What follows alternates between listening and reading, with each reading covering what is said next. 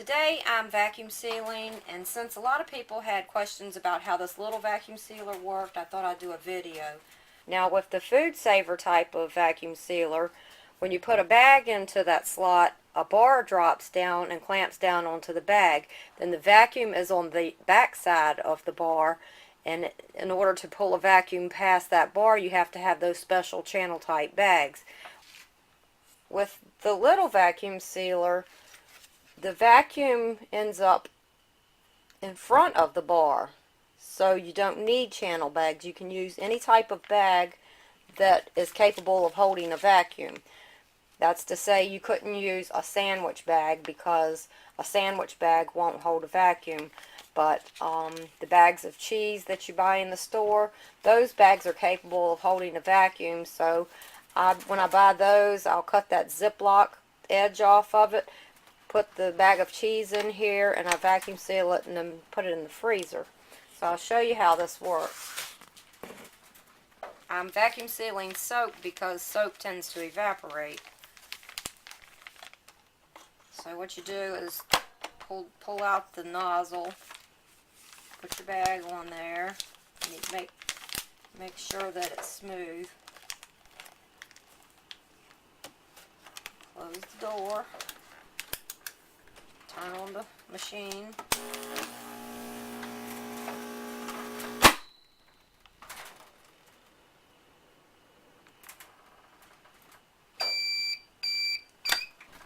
And unlock it.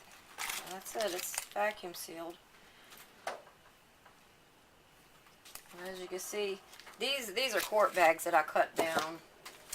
I've used the other half for something, I don't remember what, but they're just regular clear bags, and they're so much cheaper than the food saver bags.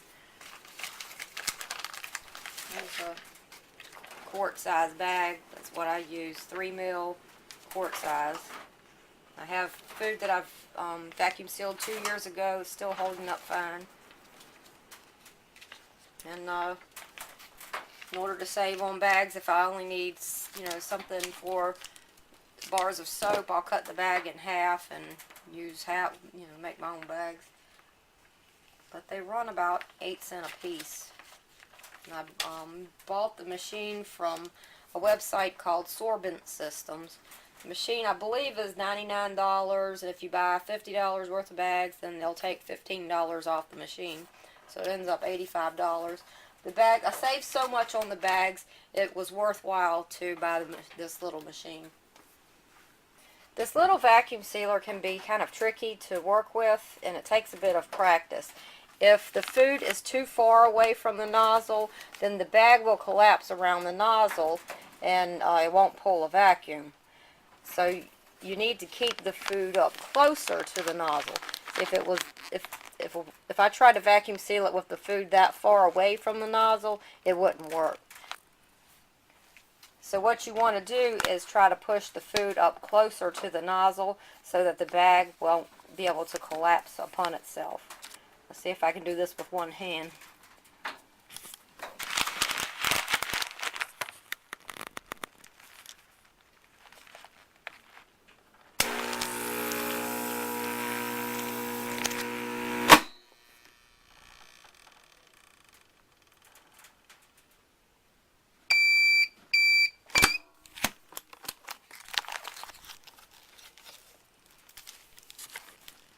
Yeah, it works fine, but if those beans had been too far away from the nozzle, it wouldn't have worked properly. It just takes a little practice. It can be a little bit frustrating at first with this machine, but I've been real happy with it. Some foods have sharp edges, like corn or rice, and when you vacuum seal them, sometimes they'll puncture the bag and you'll lose your seal. That happens whether you're using food saver bags or these bags. I've heard people suggest that you could put the food inside of lunch bags and then put the lunch bag inside the plastic bag and vacuum seal it. But I found that the lunch bags have sharp edges of their own that will puncture the bag.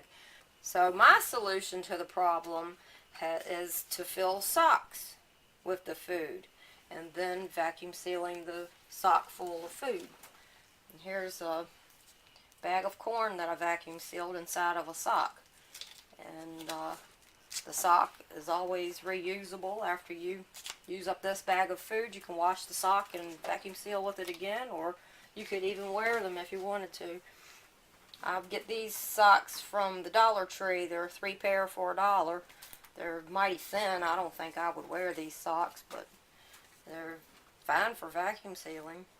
Another advantage to this vacuum sealer is that you can vacuum seal powdery foods with it. And it's a bit tricky to do, but I'll show you how you can do it. I have flour in the bag, and you have to make sure that there's no flour up around where the seal will be, or else the flour will break your seal. Put the bag on the nozzle. Then I take a strip of a paper towel in here.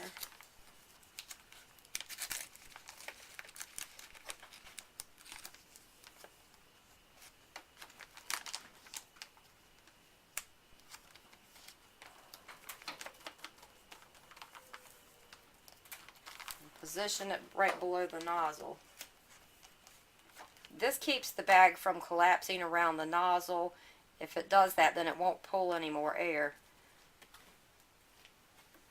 This allows you to keep the flour a safe distance from the nozzle. If the flour is up at the nozzle, it'll be sucked through the machine.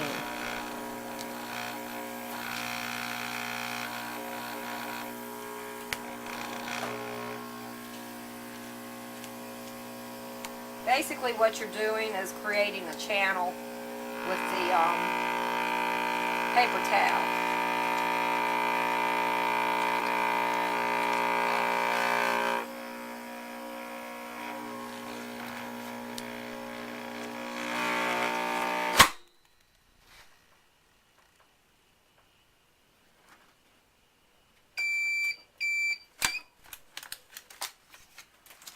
And there you have it. Vacuum sealed flour.